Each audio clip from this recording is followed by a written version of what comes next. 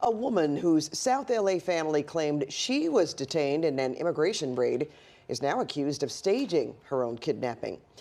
She is facing several federal charges, too, and a decade in federal prison if she's convicted. KCAL's Rachel Kim shows us how the feds say they unraveled her case. This South LA mother of three who claims she was abducted in an immigration raid on her way to work has been charged with staging her own kidnapping. The Department of Justice says 41-year-old Yuriana Calderon is charged with conspiracy and making false statements to federal officers. There was a lot of things that didn't add up.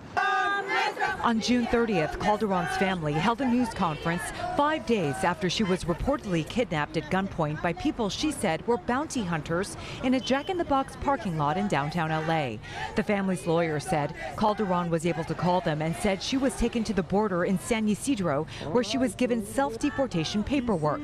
The lawyer said when Calderon refused to sign and demanded to speak with a judge or lawyer, she was taken to a warehouse and was held there until she agreed to sign the paperwork. I called that attorney with the Immigrant Defenders Law Center for comment on the charges, but she hasn't returned my call yet. I also stopped by the center to see if we could get more from them. Their communication strategist told me they're aware of the charges, but have no comment.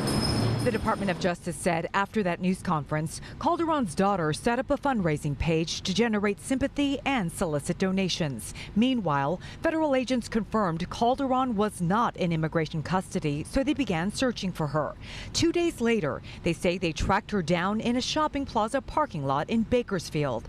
They say she stuck to her story, but investigators say they have proof that Calderon staged her kidnapping. Eventually, looking at the Jack-in-the-Box security video where she didn't appear to be under any distress whatsoever, she was just walking around by herself and got in her car and left, checking on the phone records, it certainly was apparent to them that this was a hoax. Prosecutors say the family planned to have another news conference to get more donations from the public. We take these sort of things very seriously. We'll prosecute to the fullest extent of the law. Calderon is now in federal custody and is expected to make her first court appearance in the coming weeks. If convicted of all charges, she would face a maximum sentence of 5 years in federal prison for conspiracy and up to 5 years in federal prison on the false statements charge.